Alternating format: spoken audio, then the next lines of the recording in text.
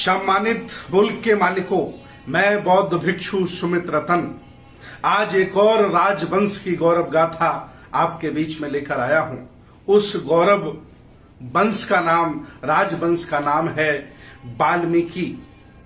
हेला, डोम, लालवेग, चूहड़ा, मूसर, मातंग, महार, सुपक्ष, बांसफोड़, क्या क्या नहीं बोलते हैं लोग। लेकिन आपको बता दें, जब आप इतिहास खंगालिएगा तो आपको पता चलेगा कि आज के 2500 वर्ष पहले तथागत भगवान बुद्ध ने सुरीत वाल्मीकि भंगी नाम के व्यक्ति को गले लगाया था।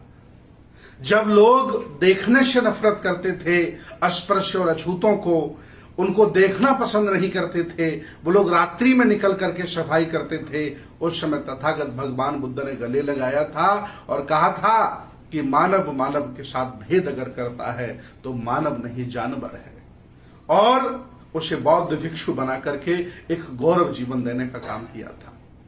आगे चलकर के वो 2500 वर्ष का कार्यकाल भगवान बुद्ध की संस्कृति का चलता है। उस दौरान तमाम राजवंश, चाहे वो नंद वंश हो, मौर्य वंश हो, पाल वंश हो, या और बहुत सारे वंश हैं जिन लोगों ने शासन किया हो, वो मिनांडर हों, और चाहे वो आपके कह सकते हैं कि गुर्जर समाज के लोग हों, जाट समाज के लोग हों, राजा बने।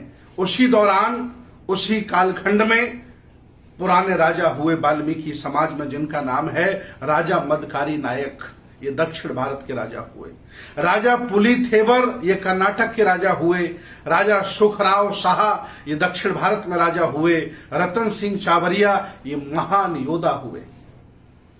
विचार करिए, अगर भगवान बुद्ध की संस्कृति सभ्यता में दर्शन में समानता ना होती, सबको हक अधिकार ना होते, सबको बराबरी का सम्मान ना होता, तो कभी भी आज अस्पृश्य माने जाने वाले उस समय राजा नहीं बन सकते थे। भगवान बुद्ध के उस काल में 1250 साल का वो स्वर्णिम काल है।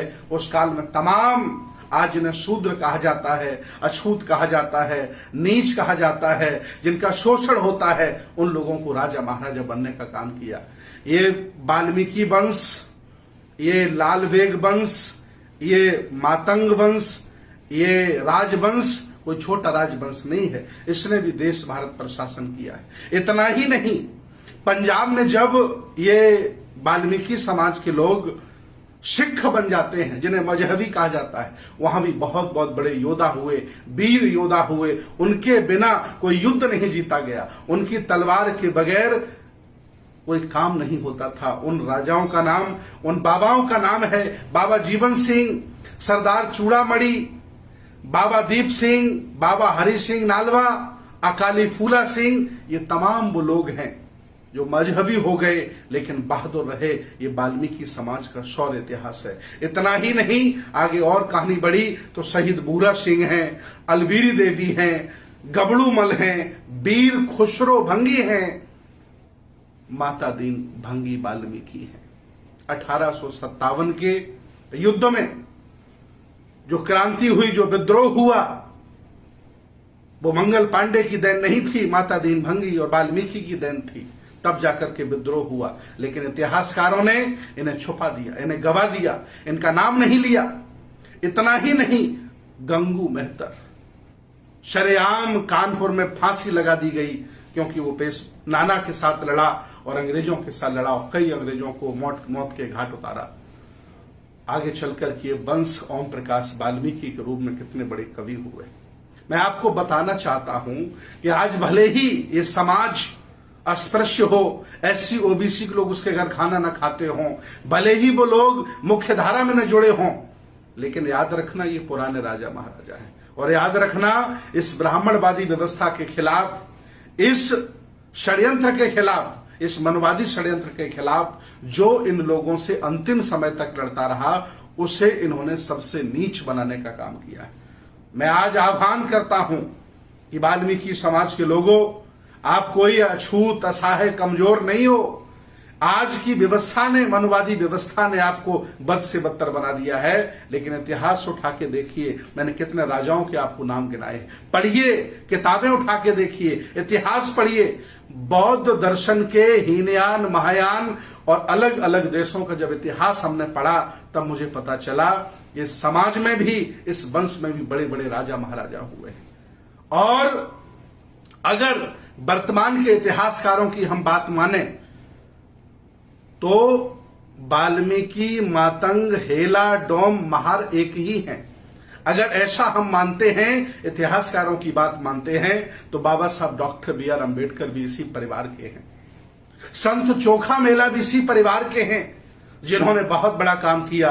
बाबा साहब ने संविधान बना करके हमें हक अधिकार देने का काम किया है। तो आज जो हमारे चेहरे पर चमक है वो संविधान की देन है, और वो भी इसी राजवंश के, इसी परिवार के हैं, अगर इतिहासकारों की हम बात मानते हैं।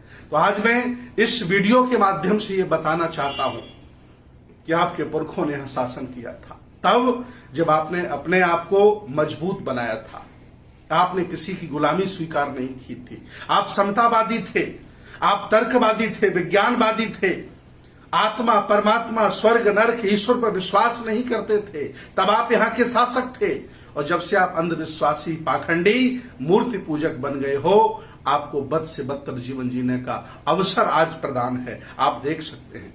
इसलिए मैं आह्वान करता हूं वाल्मीकि समाज के लोगों से, आओ, ये देश, ये संस्कृति, ये श्रमण परंपरा आज आपको पुकार रही है, और सब लोग मिलकर के भारत को पुनः हुक्मरान बनाओ, बहुजनों को हुक्मरान बनाओ। हक वंचित समाज के लोग, जो जो पहले राजे महाराजे रहे, जो जो पहले जमींदार रहे, उनको इन्होंने बद से बदतर कर दिया है, नीचा बना दिया है, छोटा बना दिया है, अछूत बना दिया है। क्या क्या नहीं इन्होंने आपके लिए किया, कहां कहां दरवाजे बंद नहीं किए, क्योंकि आप मानसिक गुलाम हैं। मैं चाहता हूं कि वाल्मीकि समाज पूरे देश का मानसिक गुलामी त्यागे, छोड़े और पुनः शासक की तरफ चले। हम सब आह्वान करते हैं। मैं आह्वान करता हूं कि पूरे देश में ऐसी कोई विधानसभा नहीं, ऐसी कोई लोकसभा नहीं, ऐसा कोई गांव नहीं जहां इस परिवार के लोग नहीं रहते हैं।